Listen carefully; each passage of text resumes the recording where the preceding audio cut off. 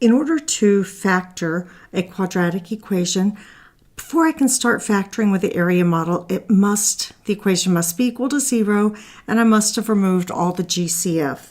So I'm going to go ahead and start and look that my equation is not equal to 0. So I'm going to start with that, draw my line. And what I need to do to get the right side equal to 0 is I need to zero out this positive 27. So to zero it, I do negative 27.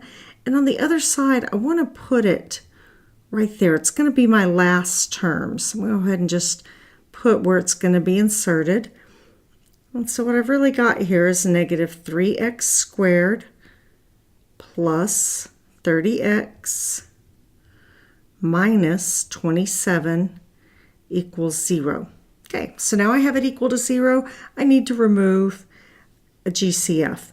So when I look at this, I can see that I've got a 3 that can go into all three of these terms, and since it's a leading negative, I'm going to factor out a negative 3. So I'm going to divide all three terms by negative 3, and that's going to give me what I can put in my area model.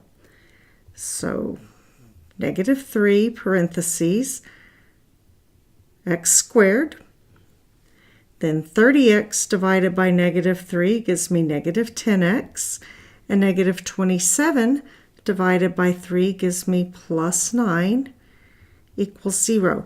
Now I'm ready to factor, and I'm going to be factoring what's inside my parentheses. So first thing I need to know is what my A, my B, and my C equal.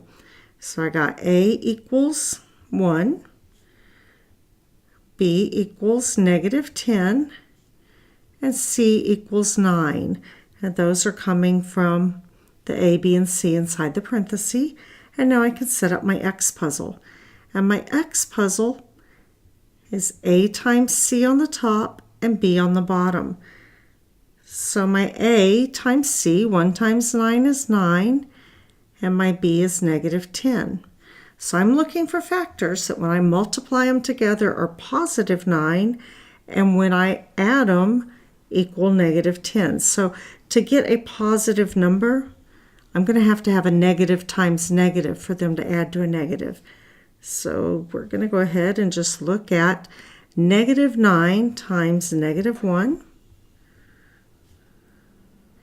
Those will multiply to give me positive 9 and add together to give me negative 10. So now I can set up my area model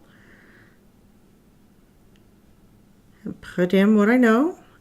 I can put x squared, first term in first box, last term in last box, and then these guys for my x puzzle become my peanut pair. So negative 9x and negative 1x. And now I'm just going to factor it the way I always do. So I'm going to start by finding my greatest common factor for each row and for each column. So on this first row, all I have is an x squared. So my greatest common factor is just an x. And on my bottom row, I don't even have that in common. There's not a variable. There's not a number in common, but I do have a leading negative. So I'm going to take out a negative 1. And then on my right column, again, I have a leading negative. And I can take out a negative 9. And then on my left column, all I have is an x that can come out. So my answer, I've got to remember the biggest mistake that most people make when they're writing their answers, they forget they had a GCF at the very beginning. So my answer to this thing is negative 3, parentheses, x minus 9, parentheses, x minus 1, parentheses, equals 0. And that's my answer.